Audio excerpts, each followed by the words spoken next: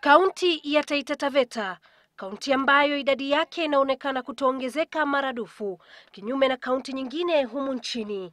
Mwaka 1999 hesabu ya wakazi ilikuwa 2,671,000. Miaka 10 baadaye idadi hiyo ikaongezeka na hesabu ya watu kufikia 2,657,000. Kumaanisha kuwa ni watoto 37,986 waliozaliwa pekee, swala ambalo linakera kundi la maendeleo ya wanawake. Nasikia wakisema watazaa watoto wawili. Kama sisi tungezaa watoto wawili kungekuwaje? Kwani Mungu ndo anaileta. Kwa hivyo hii habari ya family planning, kusema kweli, kwanza sisi Wataita tuzaeni, population yetu ni ndogo. Na tangu achukue usukani wa kuwa seneta wa kaunti hii, Dan Mwazo amekuwa akiwaimbia wimbo huo wakazi hawa. Sasa naomba tufanye hivi, tuongeze watoto.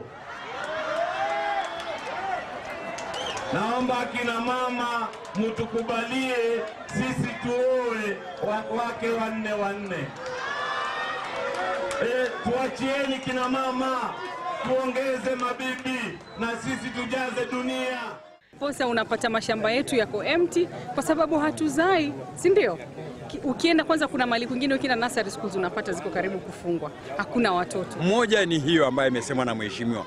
Nyingine ni yule bibi yako uliye naye mmoja aongeze watoto, sio lazima awe na watoto wawili. Lakini halikuwa swala la siasa kwa mwenyekiti huyu wa maendeleo ya wanawake tawi la Voi. Kujifungua ndio suluhu pekee kwa masaibu ya Wataita. Kwa sababu kuna gonjwa hili limekuja libaya, gonjwa la ukimwi, gonjwa la kansa.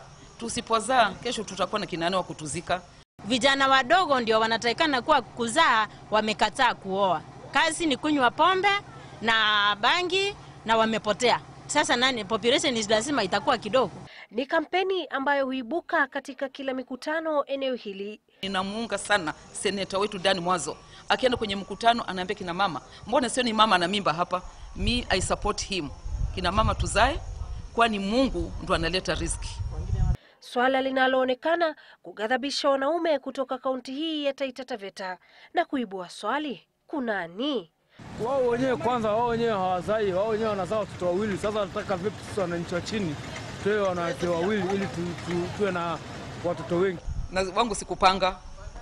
Mimi na 7 kids.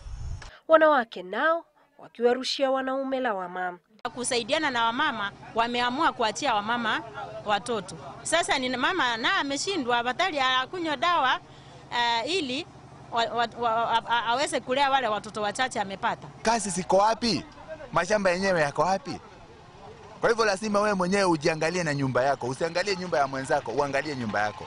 Kwa mwanasiasa, kuongezeka kwa idadi ni nyongeza ya kura kwenye uchaguzi. Lakini kwa mwananchi wa kawaida, changamoto ni kuilea familia yenye afya na maisha bora.